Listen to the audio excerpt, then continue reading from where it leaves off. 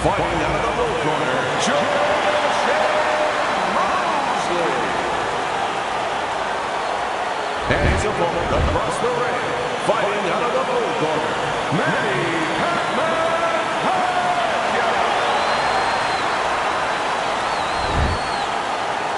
Okay, gentlemen, we went over the rules in the dressing room. Let's have a good, clean fight, touch gloves, and let's come out boxing. The opening bell of this scheduled 12-rounder here. A much-anticipated fight. Round one underway. When we get matchups like this, guys that just won't quit, they'll be there every step of the way like Gaddy Ward. Sometimes there comes a point where one fighter thinks he's got himself an advantage, he's done something great, but then the other fighter doesn't go away. How does that play out in the minds of each fighter? Usually it doesn't affect the kind of guys you just mentioned, Gaddy and Ward. They're made how to cement these guys. They're already set in their ways. They know what they have to do. They're not going to get thrown off just because somebody's still there. Unable to get to Mosley that time, he blocked it. And a big right hand by Mosley.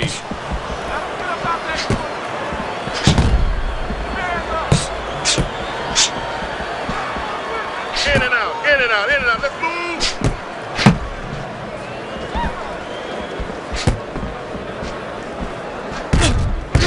Halfway through round number one. Throws a counter punch there.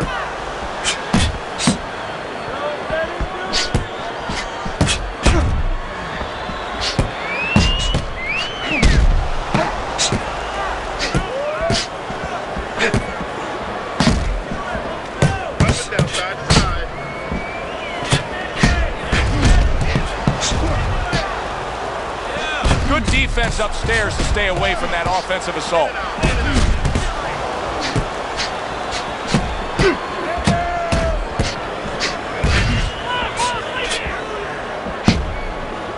Able to cover up that gut.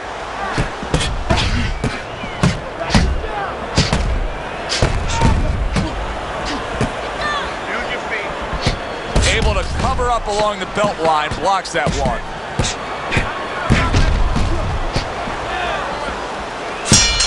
We got a fight here between these. Round two is underway. He took a shot, but he gives one of his own. A left hand scores. Staying away from those headshots with his defense up top.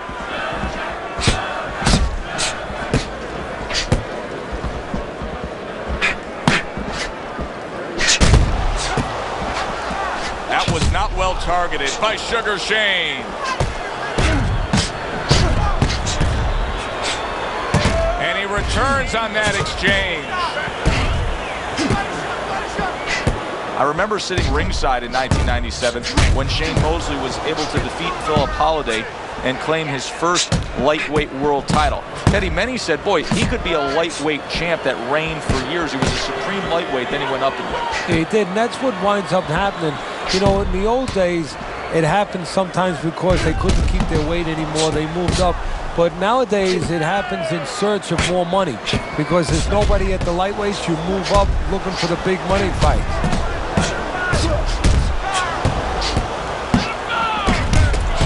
Able to block that away. It was targeted for his head. And a smart counterpunch by Mosley.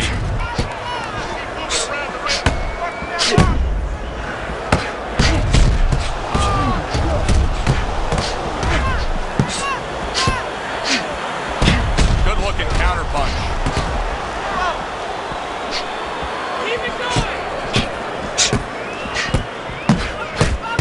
A little give and take, and here comes the left hand.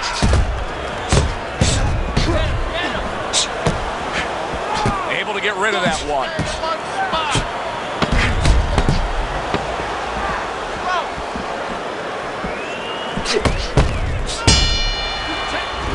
End of the week, so there was no union.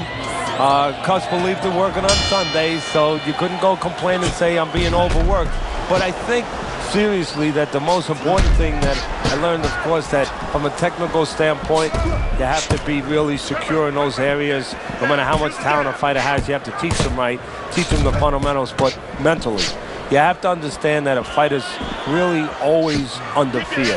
And you have to understand those dimensions, those parameters.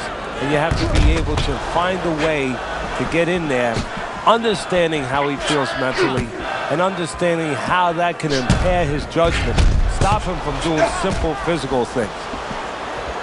Manny Pacquiao started at 106 pounds and then rose up and won a super bantamweight belt, but it really wasn't until November of 2003 when he claimed the featherweight title and TKOing Marco Antonio Barrera that he became that big spotlight kind of star. Yeah, that was his coming out party, so to speak. That's when the world found out just who and what Manny Pacquiao was. Oh, he took some damage, but he gave some back with the right hand.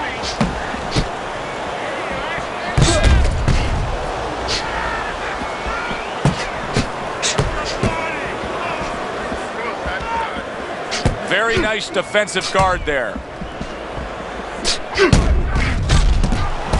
What a good counterpunch by Sugar Shane.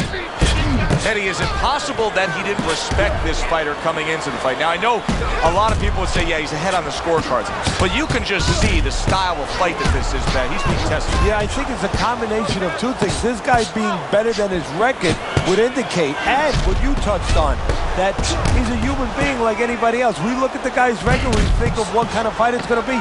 He looked at it, he thought it was going to be a little easier than it's turning out. We come to the end of the round. Go with the fourth round.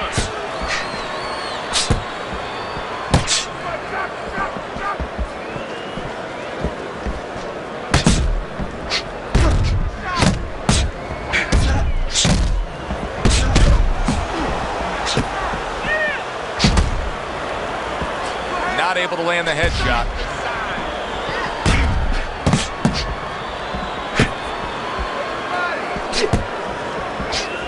That was a miss by Sugar Shane. Oh, Shane Mosley's gone down. Let's see how he recovers from this.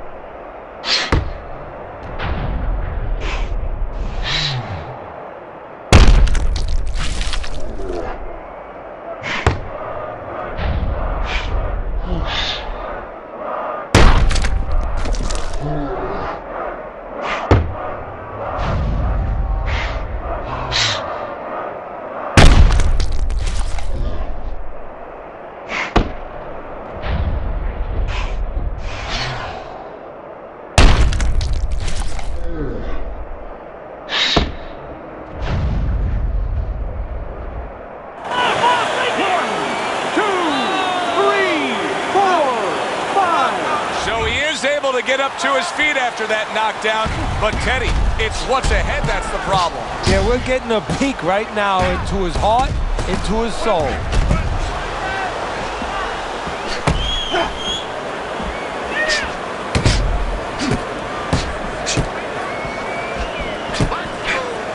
"90 seconds to go in round number 4. Teddy, why is it in boxing that there are so many distinct styles that are defined by geography or culture or ethnicity, where we have a Mexican-style fighter, an Eastern European, upright fighter, an American-style fighter? Why is that? Because you are influenced by your surroundings, by the temperament of the people in your surroundings. Aggressive people, aggressive style. Very thoughtful people, people that are very cerebral, well, you're going to have a defensive style. You're going to have a very careful style. It's going to fit right in.